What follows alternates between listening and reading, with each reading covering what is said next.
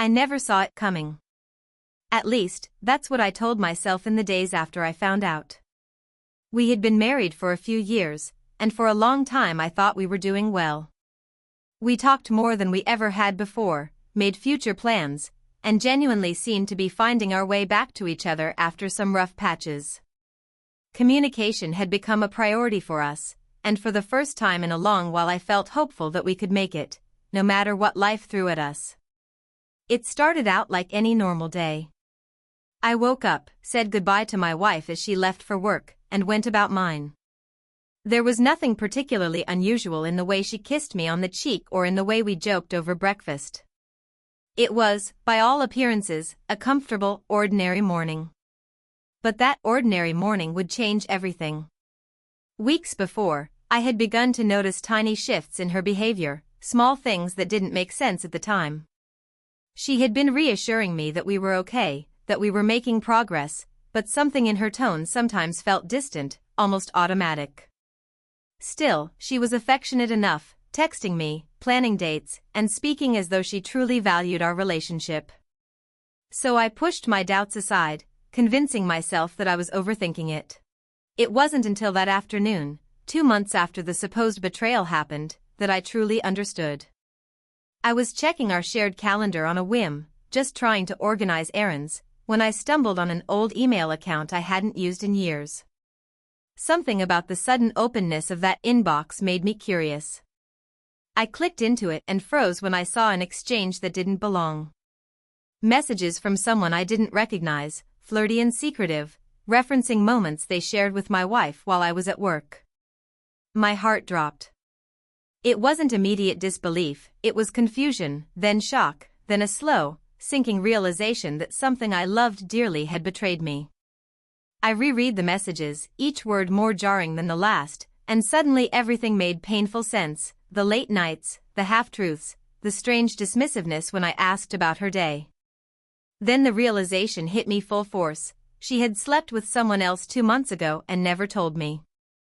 I felt lost. I didn't feel angry at first, mostly dumb and hurt, like every plan I'd made and every promise we had shared was built on sand. I questioned myself, did I read this wrong? Was there something more complicated behind the messages? But the words said what they said, and the truth was there in black and white. In the moments that followed, I was overwhelmed by emotion. There was love, yes, I still loved her deeply, but also a betrayal so intense that it left me reeling. I couldn't decide how to approach her. Do I confront her directly and demand answers? Do I try to forgive and move forward like nothing happened? Or do I walk away and protect what was left of my dignity? I felt betrayed, confused, and trapped in a storm of my own thoughts. I didn't want to destroy our family, and our life didn't feel irreparably broken at first. We still had plans, memories, and moments that felt genuinely good. But reconstructing trust after such a hidden hurt seemed impossible. Every future conversation felt like it could either tear us further apart or finally bring us clarity, and none of those options felt painless. I considered silence, trying to act like nothing had happened, hoping that with time the memory of those messages would lose their sting. But living with a secret that big, feeling like I was pretending everything was fine while carrying this wound inside, felt like another kind of betrayal, one I couldn't inflict on myself.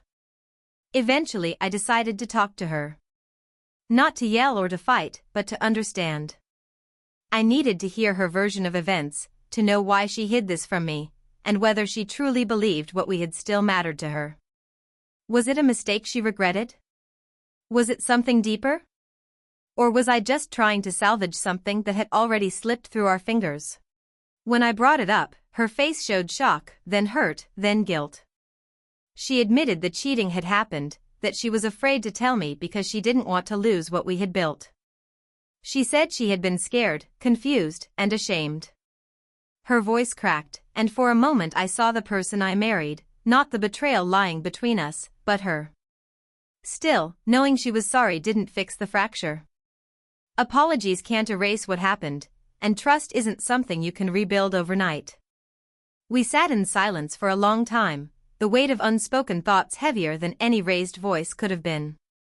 I didn't know if we could get back to who we were, but I also didn't want to give up without trying to understand the wound and how deep it ran. The betrayal left me uncertain about what comes next. There are days when I feel hopeful that honesty, even painful honesty, can lead to healing. And there are days when the memory of what happened makes me wonder if some cracks never truly mend. But through it all, I learned that knowing the truth, as painful as it can be, is the foundation for any real decision about love, forgiveness, and the future.